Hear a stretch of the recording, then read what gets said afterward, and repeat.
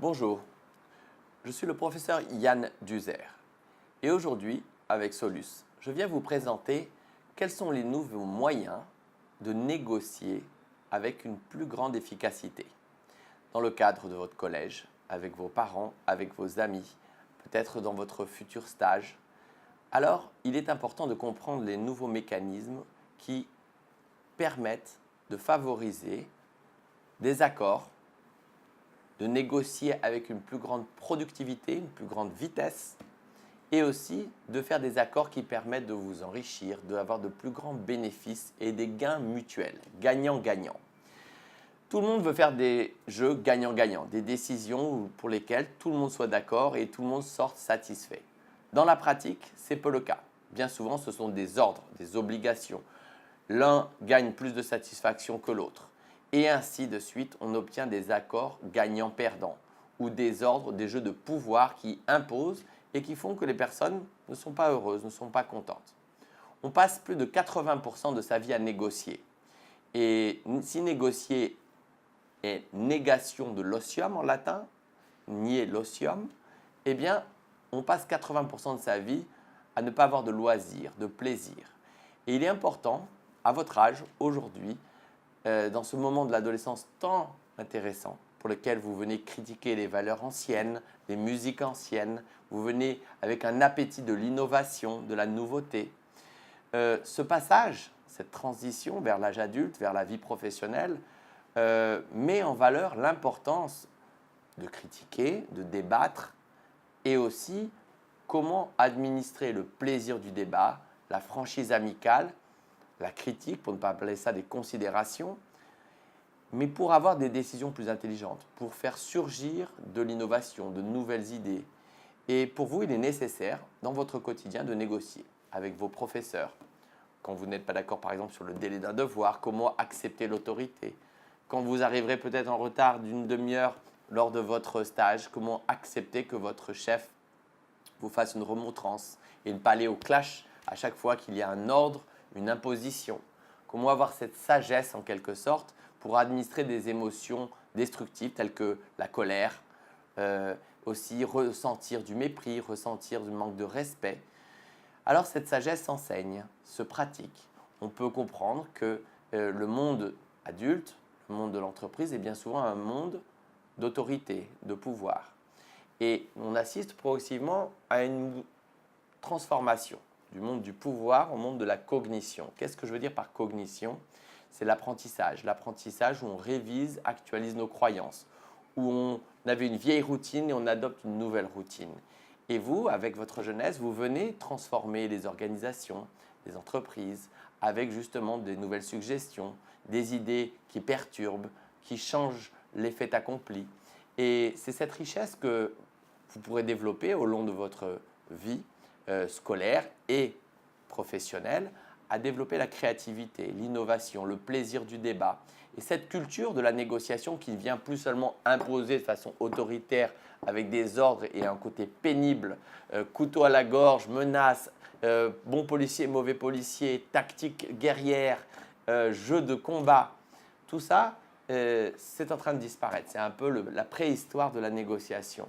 La modernité de la négociation, c'est justement avoir des manières, de l'élégance morale, avoir un style, une façon d'être à l'autre qui soit agréable, qui puisse enchanter votre client interne, que ce soit vos collègues, vos chefs, vos directeurs, qui puisse enchanter le client externe, qui puisse apprécier, rêver, désirer des objets et des services que vous proposerez dans votre entreprise et aussi, bien souvent, se bénéficier de la différence de l'autre, l'acceptation de la différence de l'autre. Et cette culture d'acceptation de la différence, du plaisir du débat, de la franchise amicale, vient transformer le monde de la négociation qui était pénible, dur, une guerre, en un jeu.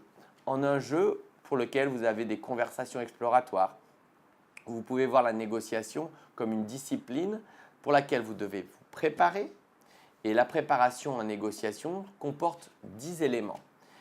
Quel est le contexte? Est-ce que c'est une négociation avec votre professeur? Est-ce que c'est une négociation avec votre chef, avec votre entraîneur de sport, avec vos collègues, avec vos parents? quel est le contexte de cette négociation, quelle est l'histoire, quel est le lieu, quel est le moment aussi de cette négociation. Tout cela vous donne des indicateurs de votre pouvoir de négociation et aussi considérez dans la préparation vos intérêts. Quels sont vos intérêts, vos préférences, vos désirs? Quelles sont les préférences, désirs de l'autre? Quelles sont les options qui pourront s'harmoniser avec ces intérêts? Par exemple, une option, si vous négociez l'achat d'une voiture, vous avez pour l'intérêt sécurité, deux options. Un contrat d'assurance, mettons, avec un prix X et l'autre contrat avec un prix Y. Ce sont deux options qui sont en harmonisation avec l'intérêt sécurité routière, par exemple. Quels sont vos pouvoirs? Alors, quelle tactique de pouvoir avez-vous avant de rencontrer l'autre? Vous avez le pouvoir de fuir, pouvoir de dire non, vous avez le pouvoir de menacer d'aller en justice, de faire grève. Quels sont vos pouvoirs? Quels sont les pouvoirs de l'autre? Si vous n'avez pas un accord, est-ce qu'il peut contracter, embaucher un autre stagiaire? Est-ce qu'il peut vous demander de partir et vous suivre en justice au prud'homme, etc., etc. Donc, quelles sont les armes de pouvoir que vous disposez et dont l'autre dispose? L'élément cognition, quelle est votre perception du problème? Quelle est sa perception du problème? Quelle est votre définition, votre désir dans l'entreprise? Quel est le désir de votre employeur? Quelle est la définition du problème?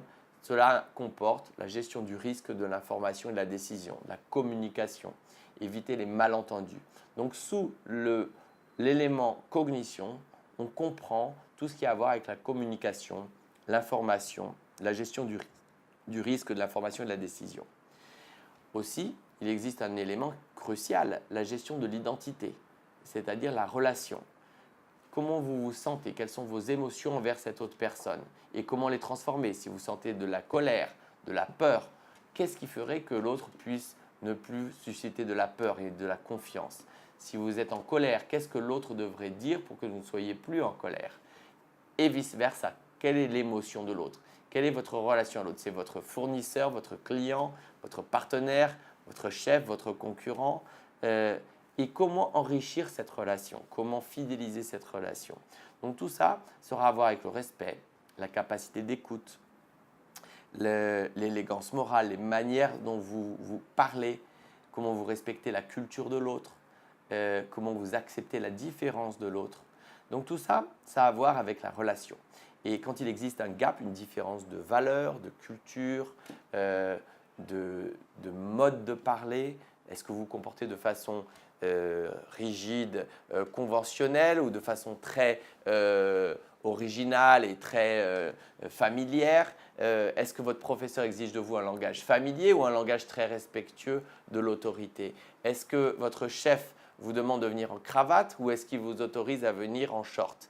Quels sont les modes, les coutumes, les façons d'être qui s'harmonisent ou entrent en clash? Donc, comment vous adapter? Comment être un arlequin avec plusieurs couleurs? Où vous puissiez être bleu avec cette personne, jaune avec cette autre, rouge avec cette autre, ainsi de suite. Une capacité d'être un caméléon, c'est cette adaptabilité, c'est cette façon d'être multiple qui fera de vous un diplomate, une personne qui parle plusieurs langues, qui est capable de s'assimiler, de s'intégrer en différents contextes. C'est tout ça que vous pourrez développer en négociation, en préparation, avant de rencontrer l'autre. Il existe un autre élément qui est important en négociation, c'est la gestion des concessions. Vous avez identifié les intérêts, vous avez identifié les options. Maintenant, ces options deviennent des concessions. Je vous donne une assurance pour votre voiture, en échange, vous me proposez un bonus, etc., etc. Vous faites en quelque sorte non plus un bras de fer fermé, dur, mais peut-être des concessions mutuelles qui augmenteront la probabilité d'avoir un accord, la productivité pour obtenir un accord et aussi la valeur de cet accord parce qu'au lieu de gagner 1-0, vous ferez un accord peut-être 10-10 ou 11 pour vous, 10 pour moi et c'est bien pour moi parce que je préfère avoir 10 dans ma poche plutôt que de vous gagner 1-0. Donc on apprend avec les concessions la théorie des jeux qui est un phénomène un peu plus complexe, vous découvrirez plus en amont, peut-être à l'université ou dans votre école, qui permet de comprendre les jeux de gagnant-perdant, perdant-gagnant, gagnant-gagnant ou perdant-perdant. Et donc, c'est très important de voir la concession non pas comme une faiblesse, mais comme une opportunité, et aussi de comprendre que le don, donner, ça peut être agréable, ça peut être positif, et donc reconsidérer votre identité, en somme, de se montrer fort, serein, et une bonté, et de voir que dans la bonté, vous pouvez être compétitif, c'est-à-dire que vous aurez fait 10 points de votre côté, et l'autre, tant mieux pour lui s'il a 10 points aussi dans ce bras de fer, et ne plus voir la négociation simplement comme un jeu de pouvoir, et oui, comme un jeu cognitif, un jeu intelligent qui permet d'obtenir des gains mutuels, des gagnants-gagnants. Bien entendu, il y a un autre élément qu'il faut considérer avant toute négociation, que ce soit à l'école, au lycée, dans votre entreprise, dans votre sport, avec votre famille, c'est bien sûr la conformité juridique. Quelle est votre marge de négociation au sein de la loi? Donc l'élément conformité juridique est crucial. Vous devez en avoir une idée claire avant de rencontrer l'autre. Quel est le droit du travail? Quel est le droit fiscal? Quel est le droit familial? Quelles sont les règles dans l'école? Et connaître votre pouvoir de négocier au sein de ces règles. Bien entendu, il existe aussi un autre élément qui s'appelle les standards. C'est-à-dire quand l'autre doute de tout ce que vous dites, comment penser les standards? Comment vous venez justifier un salaire de 2 000 €? D'où vient cette valeur? Eh bien, ce diplôme, avec tant d'années d'expérience ou ceci, permettra de justifier ce salaire. Ou ce loyer, selon le magazine que vous découvrirez, vous verrez, 100 mètres carrés, ce quartier, il est attesté par la norme du marché, par le standard du marché, que la juste valeur est celle-ci. Donc, utilisez les standards comme des moyens de devenir objectif et non plus subjectif pour justifier la valeur quand il s'agit de la déclarer. Aussi, les standards s'adoptent comme des possibilités de justifier des coutumes, des routines qui se prolongent et qui font que les gens ont confiance dans des routines, dans des coutumes, dans des modes de fonctionnement. Donc, on peut parler de données objectives, de bases de données, tout ce qui est écrit et tout ce qui alimente donc la confiance. Vous avez enfin l'élément temps. L'élément temps est un des principaux éléments de conflit en négociation. Donc en préparation, il est important que vous soyez clair, cette relation, cette négociation, elle est pour le court terme ou elle va se répéter, c'est du long terme, c'est un stage de 2 mois ou c'est un emploi à durée indéterminée. Ce projet dans votre lycée, c'est un projet qui va durer 1 mois, 2 mois. Avoir une clarté, synchroniser, avoir des délais aussi, puisque les professeurs demandent bien souvent des délais pour remettre des devoirs, des dates d'examen. Donc, comment respecter les délais ou comment les négocier s'ils sont négociables? Est-ce que le temps est flexible ou le temps est rigide? Est-ce que votre professeur, par exemple, vous donnera 2 jours de tolérance pour remettre votre devoir ou pas? Donc, toute cette gestion du temps crée beaucoup de conflits. Et la plus grande difficulté, c'est de synchroniser les personnes, d'avoir une certaine sagesse, là encore, sagesse administrative, de savoir pardonner, de savoir accepter la différence de l'autre, le temps de l'autre. Est-ce qu'il veut une relation de court terme ou une relation de long terme? Tout ça, ça se travaille à l'étape de préparation. Vous comprenez qu'il y a 10 éléments qui permettent d'être assemblés et on voit s'il existe des gaps, des différences entre ces éléments.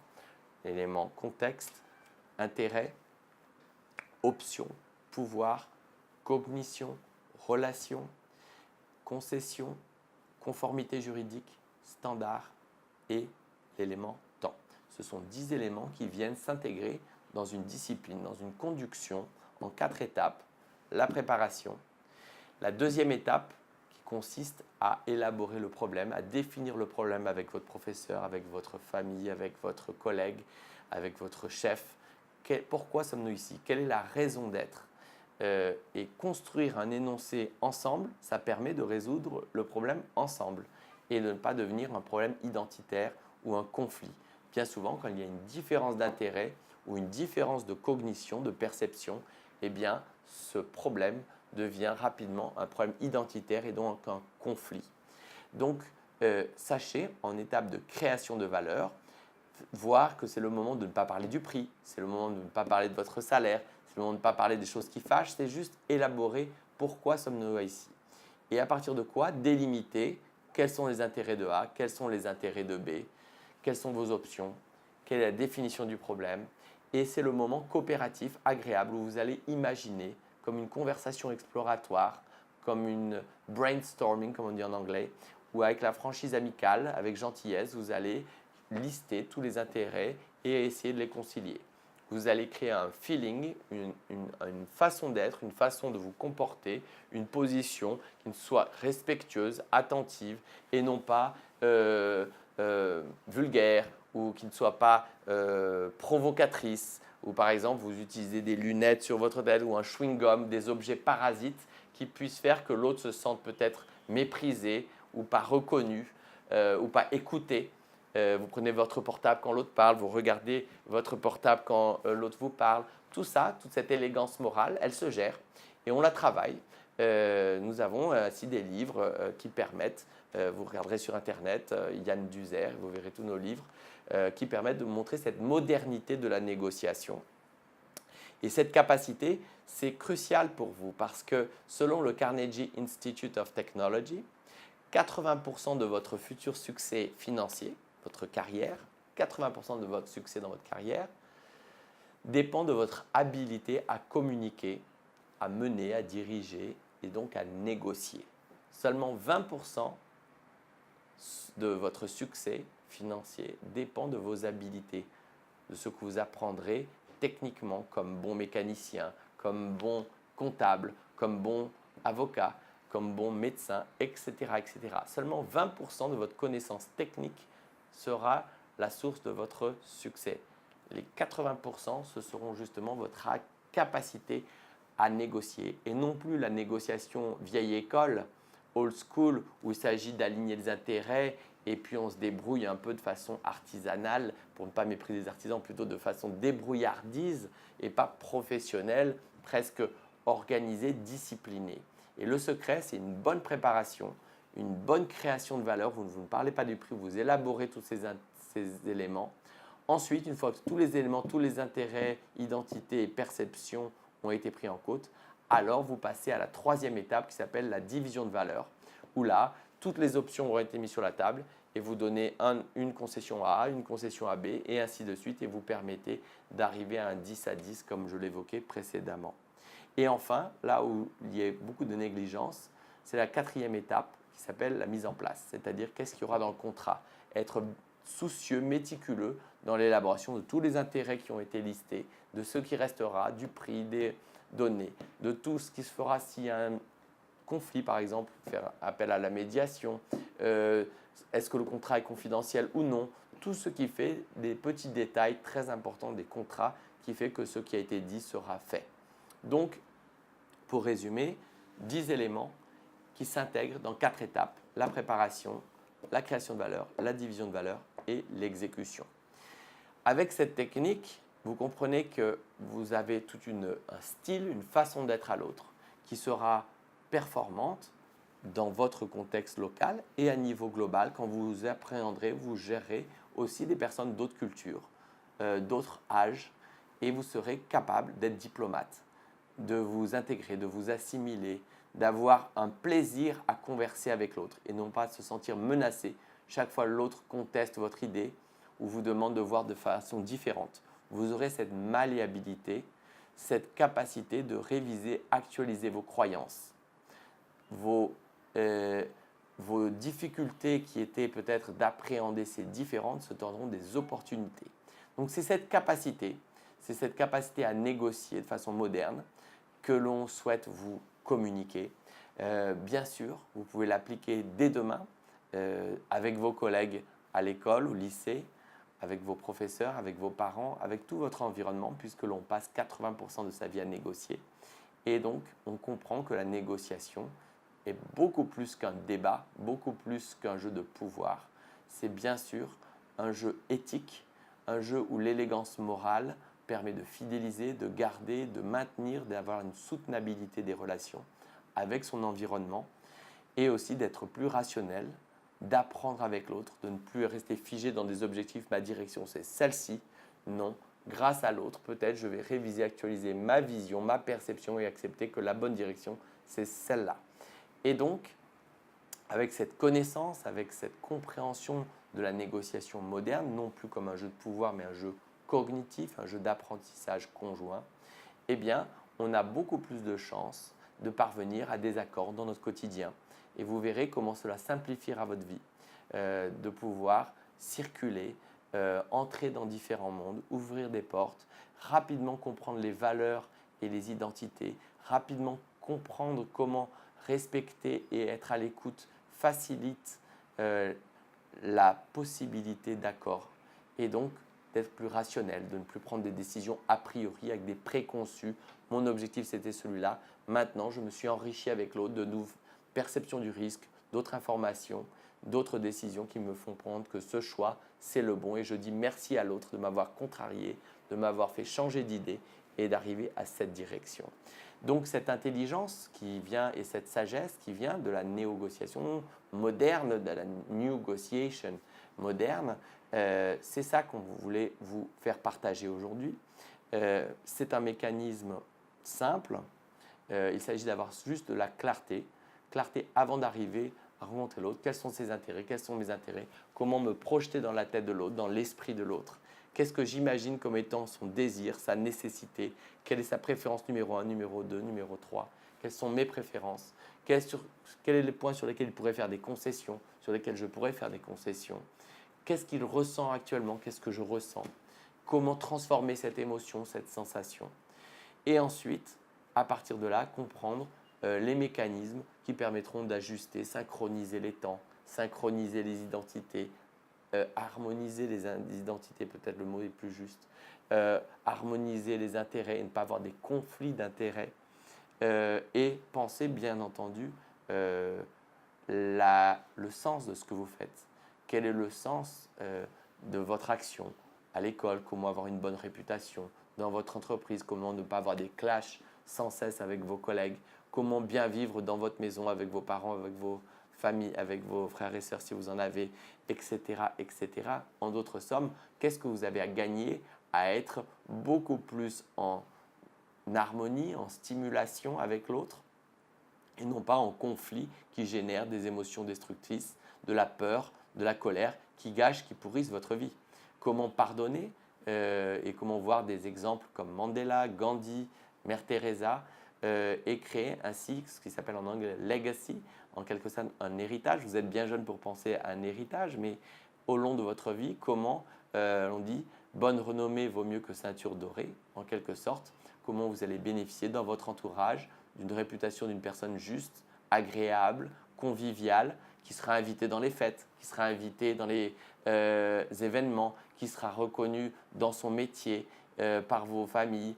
Et donc cette reconnaissance, cette valeur et cette contribution pour un monde meilleur, c'est ça qui vous feront avoir l'orgueil de vous, même en quelque sorte, être fier de vous et à juste titre, puisque vous aurez contribué à faire des transports meilleurs, des startups si vous faites des startups, des communications meilleures entre les gens, une meilleure santé, une meilleure justice. En fait, quoi que ce soit, tout a son utilité. Meilleur plat, meilleure réception des hôtels, meilleure hospitalité, meilleure santé. Dans chaque petite activité, vous pourrez bien sûr voir un prolongement, un sens. Et si vous comprenez le sens de ce que vous faites, eh bien vous aurez du plaisir dans ce que vous faites, vous aurez de la reconnaissance dans ce que vous faites. Et si vous voyez la négociation non pas comme une douleur, une peine, une appréhension, mais comme un jeu de tennis où vous allez avoir de la stratégie, vous enrichir avec l'autre, vous entraîner avec l'autre, eh bien vous allez avoir de la motivation, vous allez avoir de la dopamine, de l'adrénaline, vous allez avoir beaucoup plus d'hormones qui sont stimulantes et agréables, de l'endorphine, de la sérotonine, que des hormones qui soient seulement de peur comme le cortisol ou la testostérone. Donc voilà un petit peu ce qu'on voulait vous faire partager aujourd'hui, cette richesse du monde de la négociation moderne et en quoi les vieilles négociations qui étaient à peine sur les intérêts, à peine sur les jeux de pouvoir, ne sont plus acceptables dans le monde qui exige aujourd'hui de l'éthique, qui exige de l'élégance morale, qui exige de la rationalité, être intelligent, qui exige des gains mutuels et de la collaboration. Et donc, c'est cette modernité qui s'imprègne, qui vient progressivement transformer les générations et la façon de vivre avec les autres, d'être des pacificateurs et ainsi vivre de façon plus agréable au quotidien. Donc, je vous remercie de votre écoute et je vous souhaite à tous de bonnes négociations.